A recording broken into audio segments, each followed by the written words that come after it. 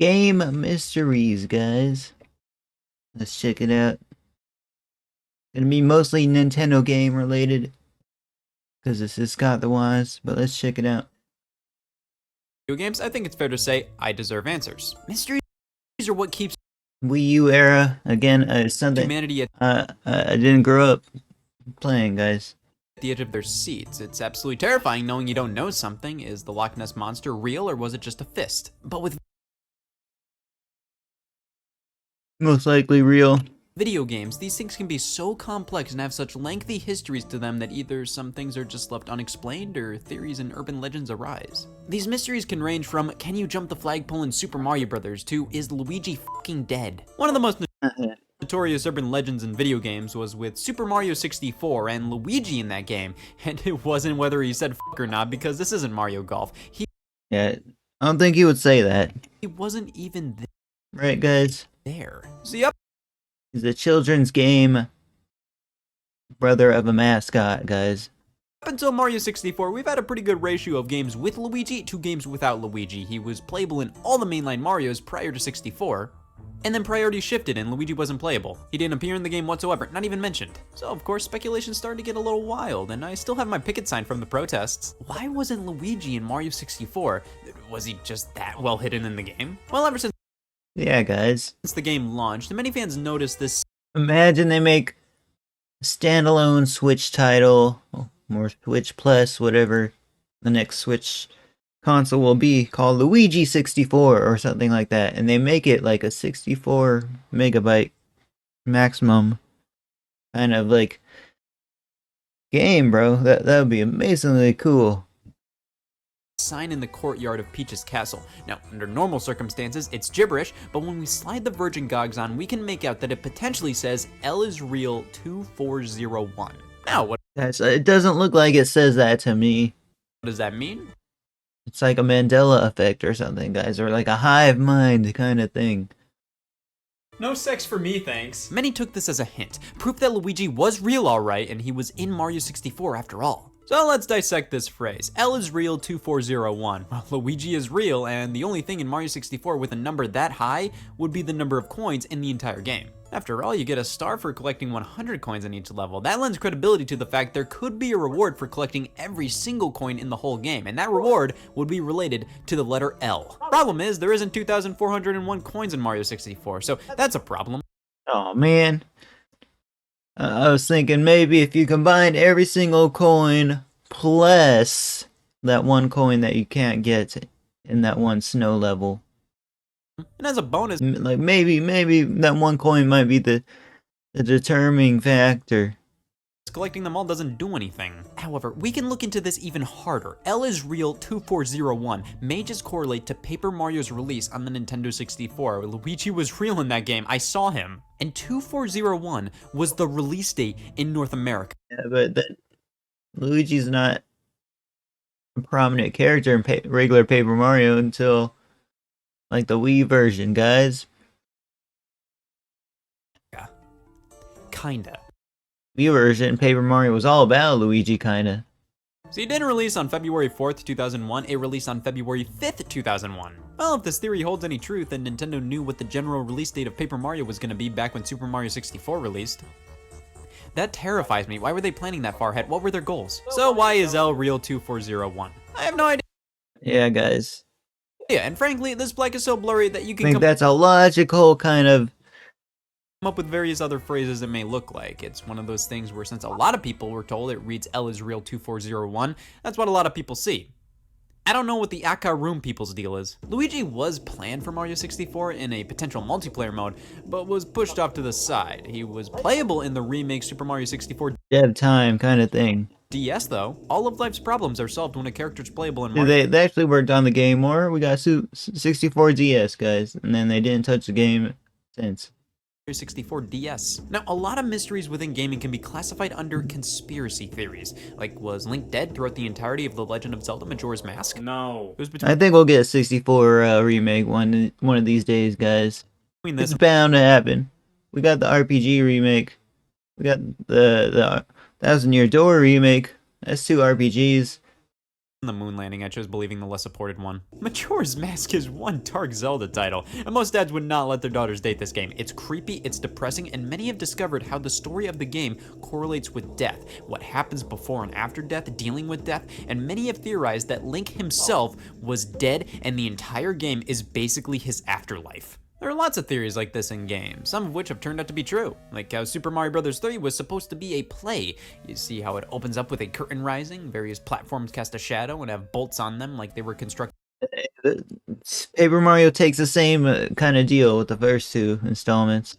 As part of a set. Whenever a level ends, it's almost as if Mario was running off stage. This was a fan theory for the longest time until it was actually confirmed by Shigeru Miyamoto. Now, if this was an actual play, I could sit down and watch.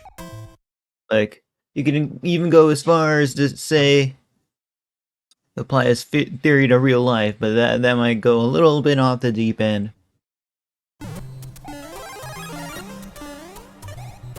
Who wrote this? But then we go from theories to just the unexplained. Parts of games that were just never understood and remained elusive for so long. In GoldenEye 007, on the very first level, players noticed a building in the distance. You can just barely see it, and rumors floated around about being able to grab a boat and make your way over there, potentially getting some rewards. But no, this area is more or less placed there for show.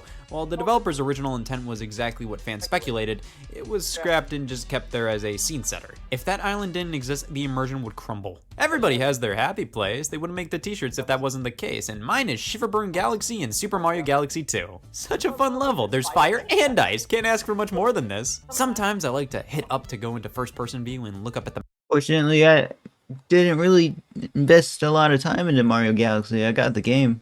I should have completed it, though. I will eventually one day. That means I didn't play a second one either. Mountains. Everybody has their happy place, and mine is Fleet Glide Galaxy and Super Mario Galaxy 2. These ominous figures appear in Shiverburn Galaxy if you look up in first person. 3 beings just looking at you throughout the entire level. It doesn't Dang, bro, we got applying creepypasta to video games. matter where you are, as long as you can look up at the mountains, they'll be there watching you. Now in Super Mario 3D Land, at the end of World 4-4, if you wait around, someone or something will fade in and fade out. Shiverburn Galaxy, I can sort of see these guys as a weird little thing accidentally getting thrown into the game. You know, they're inkblot tests. In 3D Land, this was a completely deliberate addition where one of the developers said, I want to make some kids shit themselves. Grand Theft Auto San Bro, there was probably some kids that did that, man. Andreas has a little bit of something for everybody. Gunplay, driving, not Bigfoot. The existence of Bigfoot in San Andreas has always been a huge rumor. Apparently within the forest, you could find Bigfoot lurking around. This is also a game where ghost cars can chase after you. A developer on the game stated that Dang, bro, I didn't know. I'm not a huge GTA person, dude, so I didn't know about these Easter eggs, guys. Do you know about this one? Let me know in the comments below. Because GTA has a huge fan base. Almost to the size of Fortnite. Bigfoot was in there at one point, but he was told to take it out for the final release. However, there's supposedly a 10% chance of seeing Bigfoot. There's also no Bigfoot model in the game's code, so I don't know about this one. Luigi's Mansion, fucking scary, right? It's my go-to box art to Oh, are they really gonna put something creepy in a creepy kind of game? piss myself to. Well, there are a few parts of the game that have some sinister and chilling implications. Like, that is what you call a dead baby. But there was one part in the third area of the game. After a bolt of lightning strikes, we can see Luigi's shadow is hanging in the air, implying that Luigi is hanging himself. Now, was this an intentionally chilling addition to the game, or was it a glitch? Wait, I don't see it. Let me go back. That is what you call a dead baby. But there was one part in the third area of the game. After a bolt of lightning strikes, we can see Luigi's shadow is hanging. Oh. You know, I see it as well, guys. Maybe it was, maybe it wasn't. Who knows? Hanging in the air, implying that Luigi is hanging himself. Now, was this an intentionally chilling addition to the game, or was it a glitch due to the game's camera being at an angle it's not usually used to, which accidentally pushed Luigi's shadow up higher than usual? Huh. Some mysteries aren't too sinister and were just unknown. Either or, guys. The world may never know. Could have been something that just slipped past the developers' minds. Aspects of games, like jumping the flagpole in Super Mario Bros. I mean, when I played this game, I would sometimes think, I'm gonna do Bro, it. I always thought I could pass that flagpole. And guess what? Like maybe there could be like a secret area if you pass it, and then go, to this spot. That'd be awesome. Imagine they put something in there like that. I've never been able to live that down. This game is engineered to make it hard to jump over the flagpole. I mean, it makes sense. What does anybody gain from that? Now, a famous level where you can do that is 3-3. With these platforms, it's more than possible to waste an afternoon. But the one people were always wondering about was World 1-1, the very first level. Is it possible? As you see that, like, why is there a turtle on the bottom of the screen? I didn't know there was a bottom. That's it. The Koopa's gonna travel right there, guys. Okay. Never seen that in my life. Is you, Nintendo. It's all due to a glitch here. We gotta stand on this block here and wait for the Koopa Troopa to fall down the hole. Jumping up here at the right moment will hit him. Then he'll come back and we have to follow him to the end of the level while grabbing a mushroom. Then we jump at the right moment to jump off of him to get over the flagpole. There are lots of glitches that have their own mystery behind them. Like with Pokemon Red and Blue with the Pokemon Missing No, which stands for missing number. It's a glitch where the game basically I thought this is actually a fan-made mod or something, guys. This is not. has no idea what Pokemon should appear, but it's kind of taken on a life of its own. People refer to Missing No as if it's an actual Pokemon when it's just a jumble of code. Super Smash Bros. Melee's Daisy trophy has a third Jumble code. That Pokemons are actually just a jumble code at the core. eye on the back of her head. Oh yeah, I saw this. I mean, I wasn't expecting that, but I'm not surprised. Final Fantasy VII features the death of Aerith. However, many rumors... Oh. Okay, thanks. Spoilers. Okay. I might play that series one day, guys. We might go on like a TikTok live streaming arc of retro games. floated around about being able to stop that from happening and keep her in your party. You cannot. A lot of these That's how Cloud looks. mysteries are formed by what fans want to see, or what the game says and just never elaborates on. Street Fighter 2, Ryu says the infamous phrase, "You must defeat Shang." Oh my goodness. They took out blood from their games since one of these Street Fighter games. Long to stand a chance. Now I'm sure the localization team at the time said, "Oh yeah, people will like this. It really makes Ryu seem determined to win." When in reality, everybody said, "Who the fuck is Shenlong?" It was a mistranslation of Ryu stating, "If you cannot overcome the Shoryuken, you cannot win." There was a lot of mystery surrounding who Shenlong was for the longest time, with the magazine EGM just refusing to put out the flames. They were well known for their April Fool's hoaxes, and one of them happened to be details on how to find Shenlong and some background to the character. I don't know who he's referring to here, guys. Capcom themselves have joked I thought I'd know every single point he's talking about, but once he started deviating from Nintendo games, I don't know what he's talking about. Shenlong. about the character, fake announcing him for Street Fighter 4, and similarly, the original Mortal Kombat featured some extra code, Ermac, and many thought Ermac was a secret character. They added him eventually. Tomb Raider was infamous for the rumor of the nude code, a secret cheat code that would make the character Lara Croft completely nude for players 13 and up. What? Yeah, that just doesn't work. Lara Guys, I was considering playing through every Tomb Raider game as well. Croft was a sex symbol in gaming, and the idea of a PlayStation 1 character naked, well, who doesn't like that? The developers always teased fans about the code, making it obvious that it was very unlikely it actually existed, but never fully denying its existence either, obviously to keep people desperately wondering. It was later confirmed that a nude code never existed. Sonic CD features a sound test option after inputting a code. When we're at the Okay. sound test, That's we can interesting. listen to all the sounds and music in the game, and if we select these specific options and hit start, I just wanted to listen. Oh yeah, this is like, bro, hold on. Bro, we gotta screenshot this for the thumbnail here. Okay. Oops. That's a different video. Okay. Listen to music. This Yeah, I remember seeing this. Dude, this is super scary, man. screen is infamous and incredibly bizarre. We have Like, 20 why would it... Who even designed this, man? It's kind of scary, bro. If I saw this as a kid, I'd be really scared. And then, plus the scary music. for Sonics with a human face. Somebody wanted this. Now, of course, with the mustache, it's obvious this is supposed to be Sonic fused with Mario. The Japanese text translates to "Fun is Infinite, Sega Enterprises, image by Majin." Now, Majin apparently means the devil. I knew something was up with this game. In actuality, Majin refers to Masato Nishimura, as Majin was his childhood nickname. So it's fine. The screen is fine. I mean, it's not like the screen is gonna kill me at a dinner party or anything, so it's fine.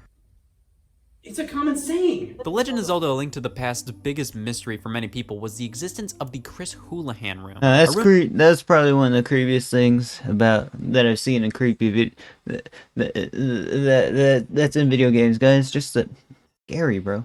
Named after the winner of a Nintendo Power Contest. You can get to it in a few different ways, and it's just filled with rupees. Yeah, that's cool or whatever. I want to see him in Smash Brothers as much as the next guy, but what about a secret that's not only in a Zelda game, but numerous other Nintendo games as well? Totaka's Song is a little ditty normally hidden in games composed by Kazumi Totaka. Luigi's Mansion, Mario Paint, Link's Awakening, Yoshi's Story, Mario Land 2, it's hidden in so many games. But there are a few games Totaka has worked on where it still hasn't been found. Many have thought the sound of the tennis ball hitting the racket in Wii Sports was Totaka's Song. If you play each hit together, it may sound like it, but that may be due to your brain telling you to think it's playing Totaka's Song. Weirdly enough, a game he's straight up direct. Getting into that, every copy is personalized kind of bullet point that iceberg content creators talk about, guys. Wii Music apparently doesn't have Totaka's Song in there at all. I mean, it may be hiding in there, but I think we know everything Wii Music ever had to say. It has nothing to hide. Pretty cool, right? Ah, shit, Terry's dead. Great. Now there's only 4 people listening. Now there's only one thing more addictive than reading actual mysteries about video games. Nicotine? Reading fake mysteries about video games. The creepypasta is big here on the internet. It's all about using one of these to scare the fuck out of some kids. These are internet scary I stories. used to read these. And lots of them have to do with video games. They almost always have to do with some kid buying a used copy of a game and it's haunted. There's disturbing imagery and weird things happening while playing the game. What the hell are these ghost priorities? But while creepypastas are fake mysteries about video games, how about real-life mysteries about video games? In 2007, Madden 08 released to the masses, but weirdly enough, it got prequels each year prior. Madden 1999 released and was the first one to do so without Uncle Madden on the cover. No. This one featured an athlete, and it's been a tradition for almost every athlete who made the Madden cover to soon after get injured. This is the Madden. Bro, that's like every athlete gets it injured in NFL. Alright guys, like, comment, subscribe, check out Scott's snippets in the description. I'll see you guys in the next video. Press the join button. And I'll see you guys next one. That was a good one.